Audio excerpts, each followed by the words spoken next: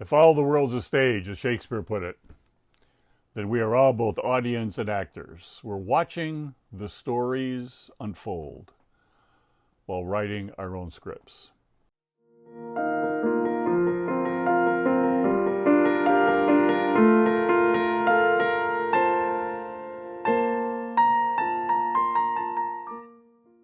We have a 9-year-old named Luke, and he reminds me of this daily. With every stroke of his pencil or paintbrush, he brings to life the characters of Toy Story. He loves Toy Story. He's obsessed with Toy Story. But they're not just they're not just toys for him. They're companions and friends on the journey of his life. His dedication to authenticity. He insists on movie authentic details, he calls them, when drawing pictures. Here's a picture of Woody he drew when he was 6. One of his cousins marked it up a little bit, but you can see how good an artist he is with no training. He just does this. I don't know where it comes from. I failed the HTP test. You know, the house tree person. My house tree person they all look the same. So that was a personality test when I was growing up. But here's Jesse. He drew this at age 7, and he has an uncanny ability to do eyes. I mean, really good eyes. And you got to be careful with Luke because he was throwing out a homework assignment, and we found it in the trash. But the thing that struck us was on the back of it, he had doodled. Just doodled a character, started doodling a character. I don't know what this is from, but you probably do. But he is, his obsession with the Toy Story, and especially it happened last night. We sometimes go to bed at night just watching, just all get into bed and watch, you ready? Antiques Roadshow. Okay, how many of you could have guessed that? And so we just watching Antiques Roadshow, and last night there was this Antiques Roadshow that featured, one of the features was a carved Woody.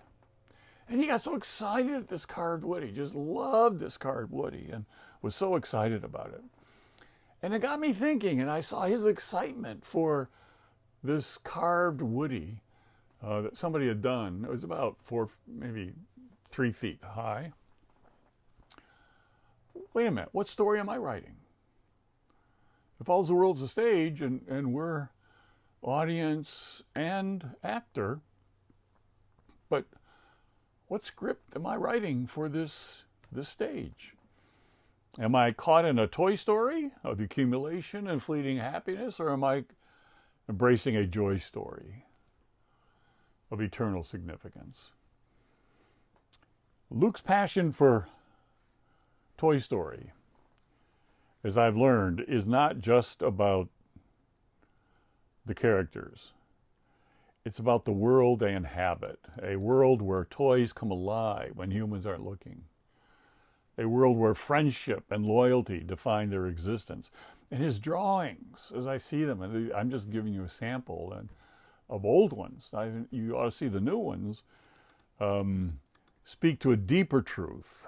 Even inanimate objects can embody life lessons when viewed through the right lens. And I'm not talking about the lens. I'm talking about the Jesus lens. Seeing his excitement over a Woody carving, I realized that our attachments, whether to toys or to ideals, shape our narratives. But what if we could rewrite those narratives? We all know the allure of culture's Toy Story. I'm not talking about the movie's Toy Story here. I'm talking about the culture's Toy Story. It's a siren call of more stuff, more experiences. You know, we collect experiences now, like we used to collect things. More friends, more trinkets, more junkets to fill the void. It promises happiness, just one purchase away. But as the credits roll and the credit cards get higher, we're left with emptiness, chasing the next shiny object. The Toy Story is a tale as old as humanity itself. You got the Tower of Babel. You got modern consumerist culture.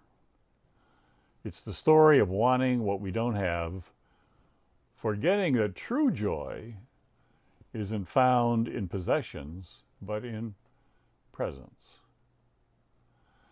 Now contrast this with the joy story. It's a narrative not of accumulation, but of appreciation. It's about recognizing the sacred more, the more that isn't measured in material wealth, but in more love, more kindness, more mercy, more mission, more grace. The joy story doesn't deny life's pain and struggles, rather it transfigures them. I love this passage. Who would ever figure it would come out of Nehemiah? Nehemiah 8:10. The joy of the Lord is our strength. This joy isn't a fleeting emotion, but a deep-seated assurance and confidence that carries us through trials and tribulations. It's the joy that Paul speaks of. Philippians 4:11 to 13, when he was being tribulated, finding peace in all circumstances through Christ who strengthens us. I can do all things. You can't get more confident than that, but only one way, through Christ, who gives me courage, strength. Now, what I've learned from Luke, and this is really important, it was important to me, because it's easy for me to kind of, just kind of stereotype the Toy Story with the movie, or with the culture. But the movie actually whispers the joy story, if you read it right, as Luke is reading it. Beyond the surface of animated toys, it delves into themes of friendship and identity and purpose. Woody and Buzz's journey from rivalry to brotherhood mirrors our own path from self-centeredness to community, from self-absorption to connection. Their realization that their worth isn't in being the favorite toy, but in being part of a family and a friendship, echoes the gospel message. Our value is in relationships with God, with others, with ourselves, with creation. So in this way, Toy Story isn't just a children's film. It's in some ways, a Jesus parable for all ages. Now, in my own life, I'm confessing here, I've chased my own share of toys, whether it was the latest electronic gadgets, the next big writing project. Each time, the thrill was short-lived, leaving me hungry for, guess what? More. More gadgets. More book projects. But when I invest in true presence, when I pause to appreciate the beauty of a sunset, or the laughter of our little grandchildren, Theo, Mabel, Leonora, I tap into a joy that sustains. It's in these moments that I rewrite my script from Toy Story to Joy Story. So I ask myself and I ask you, which story are we living today? The Toy Story or the Joy Story? Now, the Joy Story can have a lot of toys in it. I mean, if you look around, I've got a lot of stuff here, but it's not stuff. Everything, I don't collect stuff, I collect stories. And when stories lose their memory and meaning, then they're stuff and it's junk and I get rid of it. So some people call these things that I have around, including my books, my toys. No. But, well, okay, they're thingies, but these thingies can be joy if they're story-based. And it's only the story that restores our soul. So let's rewrite the script together by taking one step today. What would it mean today to shift from accumulation to appreciation, from distraction to devotion? When's the last time you told somebody, I appreciate you? Just really, and meant it. I appreciate you. The joy of the Lord is our what? Strength. Not just for grin and bear it endurance, but for all things are possible transfiguration. When the rhythm of our relationship with God gets surprisingly ramped up and raptured, that's called joy. And that ramping can either be an acceleration or a deceleration. This is a time of deceleration. But the joy is still unspeakable and full of glory.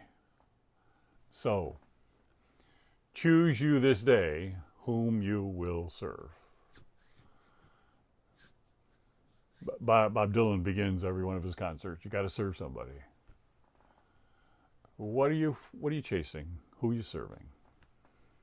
Is it the Toy Story? The world's Toy Story? Or the joy story that is ironically and paradoxically revealed to us in this wonderful movie called The Toy Story?